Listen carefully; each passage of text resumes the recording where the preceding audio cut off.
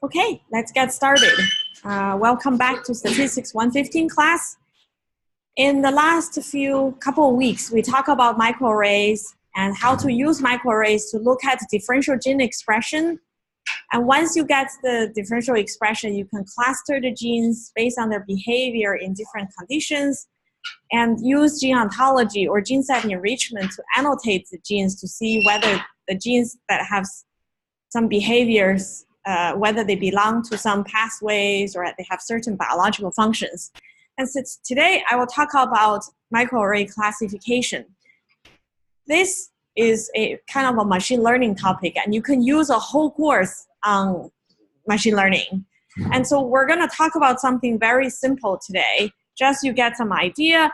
And also in homework 2, by the way, so I assume that all of you guys have turned in homework 1, and we're going to release homework 2 today, which is due in 2 weeks' time, or 13 days on Sunday evening.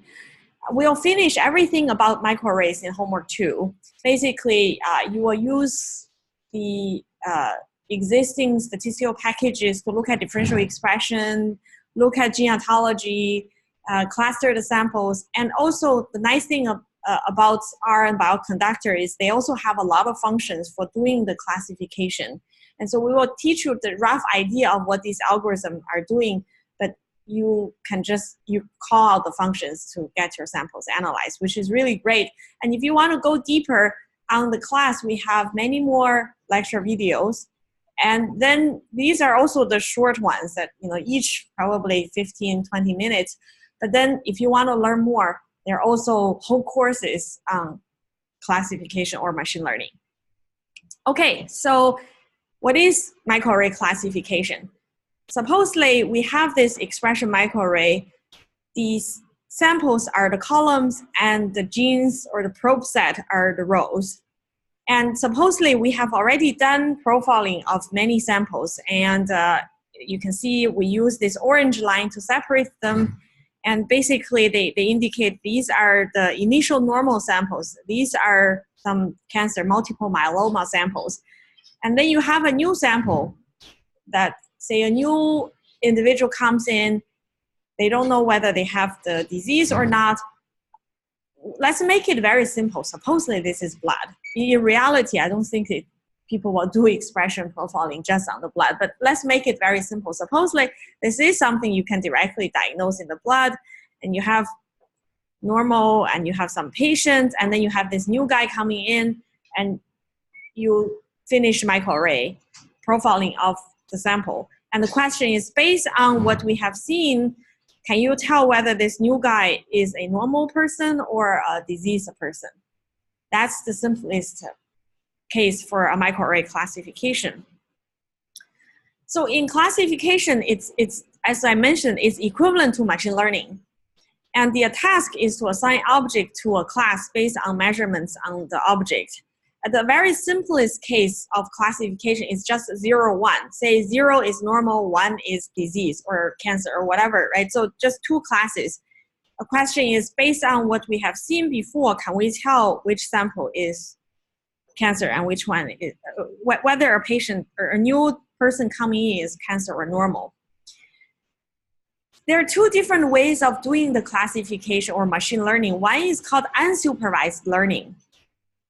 Basically, we don't know the class labels ahead of time. And we just try to do some kind of a clustering or on the original data. And then try to see whether the new sample is more with the previous normal sample or more with the previous cancer sample, right? If it's closer to the cancer, then this new guy is predicted as cancer. If it's closer to the normal, then it's classified as normal. We'll show you examples later. And so you start with not looking at the class label. You just try to put the samples, if they're somehow similar to each other, you put them together. And hopefully, once you have projected the samples, then you look at the labels, and based on that label, you can predict the new guy, okay? For supervised learning is we already look at the samples ahead of time to say, these are the normal, these are the tumor, and we want to identify features that really can separate the two. For example, differential genes between cancer and normal. You use those to see whether you can, use those genes to predict a new sample, whether it's cancer or normal. So basically the features are learned given the known class label of cancer versus normal. But to be mindful, machine learning very often, you can overfit the data, which means that you can train perfectly to separate your current sample already, but then once you have the new data, maybe they will perform very, very poorly. So we have to be careful. We will start explaining the unsupervised learning approach, but just be mindful. Very often, when people look at unsupervised learning, they always inject a little bit of your knowledge, which is kind of semi-supervised. The very early case where people use unsupervised approach for classification is, so you don't want to know the class label ahead of time. You just say, okay, supposedly I have some cancer, some normal, and in this case actually it's more complicated. This is a breast cancer that can be divided into many different subtypes. And if we don't know the class label ahead of time, we just look at the expression pattern and do hierarchical clustering of the samples, which is really nice. You can see the tumors based on their expression are already classified in these clusters.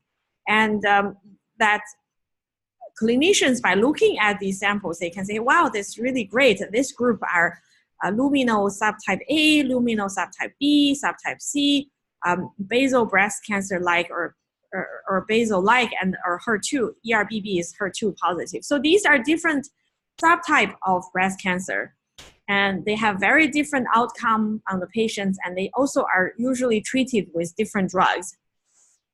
And so you can imagine if you have a new sample coming in, initially you don't need to even worry about the class labels. You just put this in the cluster, in hierarchical clustering, and see where it clustered, where the sample go.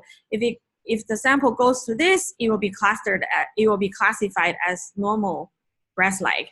But if it fall into this hierarchical cluster, then you will call it as luminal A. Okay, so this is, yes, question? This is considered unsupervised? This is unsupervised. Yeah, because initially when you cluster, whether or not you know the class label doesn't matter. They are just purely based on the gene expression measures. And after you have clustered the samples, then you look at the groups. You're hoping that, in this case, you're very lucky. All the samples are clustered based on their subtype.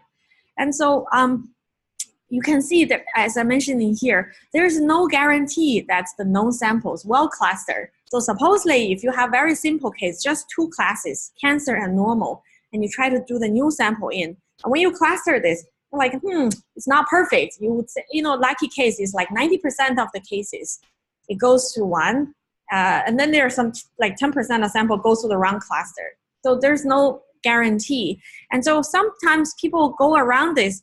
For example, if you don't see the sample cluster by the initial label of the known samples, you can try different things. You double check, okay, is there batch effect? That's easy. If you can remove that, that's actually very helpful. But also, you can try different clustering method. Remember, in hierarchical clustering, there is linkage, right? There is the complete linkage, there's a single linkage, which is how you merge the nodes together. You can try those different linkage and see whether you can cluster the samples better. And then if you can do that, then you can classify the new sample. That said, then you are not completely unsupervised. You're semi-supervised because you're looking at, so after you cluster, you look at the class label to say, how am I doing on the existing samples? If I'm not doing so well, maybe I try different parameters and do it again. And so that's kind of a little bit, you're already peaking, you're already cheating in some sense. So it's kind of semi-supervised. Yeah, but clustering can be used for classification. Another approach that is an unsupervised approach is called K-nearest neighbor. So let's just look at this very simple case where we are looking at a sample based on the expression level of just one gene and another gene in 2 dimensions. In reality, we're looking at gene expression in 20,000 genes, right? So it's like a really multi-dimension level. But still, you can imagine every sample and another sample, you can calculate their pairwise distance. And so here, we're not really looking at the high dimension, but just like, say, a correlation or Euclidean distance of the sample distance. And so supposedly you have a new sample in here. By the way, these are the samples with labeled as one class. Say these are the disease and these are the normal, and you have a new patient coming in. Just based on those 2 genes, you can calculate its distance to the other genes, right? And so for an observation, so this is the X with the unknown label, you find the K observations or K other samples that are closest to this new sample. In this case, you can see we are doing a K of 3 nearest neighbor. And so basically we look at the 3 samples that are closest to this guy. And out of the 3, we do a majority weighting. And these 2, say, are the disease, and this is the normal. Therefore, we call this new sample as diseased. So, of course, right now there are a few things that you have to be careful about. You can imagine if a sample is over here, we will almost have no it's easier to classify. But if you have a sample in here, it's also easy to classify. This one is actually a little harder. It's kind of in the middle. The difficulty here is it offers very little insight. You just know, oh, this looks more like A or one class or the other, right? You don't know why this person is cancer or normal. Another question is, how do we pick K? You can imagine, so supposedly these are the normal and these are the tumor, and you have this new guy. You can imagine if you pick different K, like a very small K in this case, K equals 4, well, usually you pick an odd number just so that later on when you have majority voting, you don't have a tie. But you imagine in this case, if you have K equals 4, you only look at very few samples to make a decision for this, which, in this case, we see the situation already. If you only look at 3 and then 2 is higher than 1, you pick this as a tumor sample. You don't have really high confidence, right? But if you look at the bigger samples, you can imagine if your K is all the sample in your data, then you have no predictive power either. And so you have to somehow balance the correct K so that you have some good separation power. But how do we really pick K? It can be determined by the predictability of the known samples. If we don't look at a new sample, I just look at my existing sample and I pretend I don't know one of them. And I try K of 3, 5, 7, 11, and so on of the remaining samples to see, am I making a correct prediction? And if I do, that's the K I pick. But again, there, you see it's semi-supervised again, because you are using the existing samples to help you pick the correct parameters. So even though, you can think about a K-means as our K nearest neighbor as similar to a clustering method, in reality is how you pick the K is again semi-supervised. Jed. So is it based on just like the label of the nearest neighbors, or is it also based on like the distances to the? Just the label. Yeah. Okay. Yeah. So that's the second approach. Another approach is called multidimensional scaling. Multidimensional scaling is, you can imagine it's also an approach for a dimension reduction. If you think about gene expression data, it can be a high dimension, like 20,000 dimension. So in this case, each dot is one sample. And the XY axis just indicates the expression level of 2 genes. By the way, I just I actually found a figure somewhere on the web. It can't be expression because it's negative in here, but assuming this is like normalized expression data, okay? So we only see the samples based on 2 of the dimensions. Initially, you can imagine if you just have one gene and another gene, you can draw it in 2 dimensions, but a 3rd gene will be 3 dimensions, a 4th gene will already be difficult to draw. In a microarray study, we usually have tens of thousands of genes, so it's a super high dimensional space. How can we draw the sample distance based on just using 2 or 3 dimensions to draw all the samples in a much higher real dimension, right? So MDS, or multidimensional scaling, it's trying to calculate. So first, based on the high dimensional data, it can calculate a pairwise distance of the original, each pair of samples, okay? And you can do this with just a pairwise distance matrix. And MDS is really nice. It's just you can tell it like for use 2 dimension or 3 dimension, or even you can even do it in a single dimension to best recapitulate the pairwise distance in your pairwise distance matrix. It's not perfect, okay? There's no guarantee that they exactly reflected the pairwise distance between the samples, but based on the dimension you can give it, it's trying to do its best. Can you tell when it's best at representing all the pairwise distance? How can you really completely recapitulate all the pairwise distance?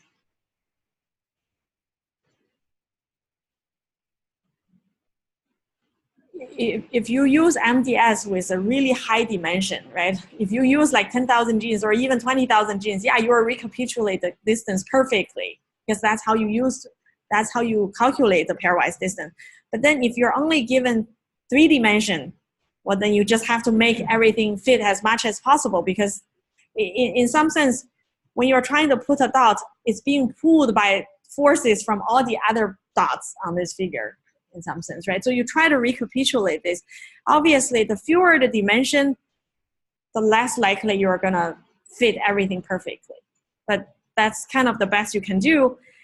It doesn't really guarantee a linear projection of the original data, but it's just trying to fit the pairwise distance. But once you have the MDS, if you are given a sample, it will just also calculate the distance with all the other samples, then predict whether this is gonna be cancer or normal. There's a function you just directly call. So let's think about all the unsupervised approach that we mentioned before. Whether you do clustering or k-means or MDS, you are just trying to see whether your unknown sample, whether it's closer to the samples in the disease group or whether they are closer to the samples in the normal, right? Roughly like that. But whether the disease or cancer group, or how they are kind of put together, you use either MDS or hierarchical clustering, or right, so to look at them. Yeah, so these are some interesting approaches. Questions before we move to PCA? Yeah.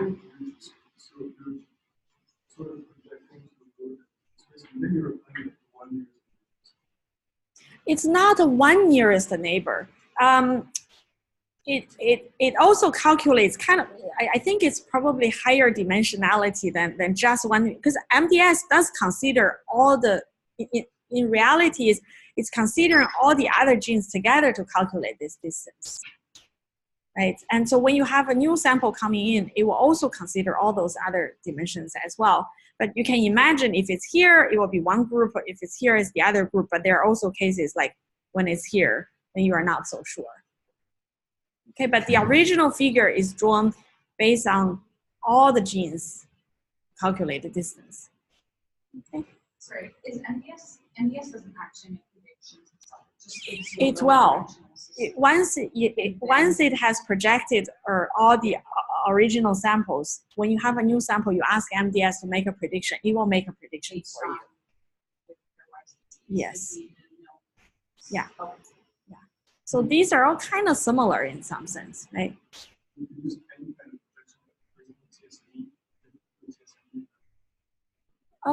most of the time, I would say, yeah, theoretically, you can also do t-SNE t-SNE would be also an unsupervised approach. We will not talk about t-SNE until we talk about single-cell RNA-seq. So far, most of the samples here, we don't have that many samples. They usually use other approach. Okay. Yeah, so basically you can see it's just when you have an unknown sample, you look at whether it's closer to the tumor ones or the non-normal ones, and you try to make the prediction. All right, so let me.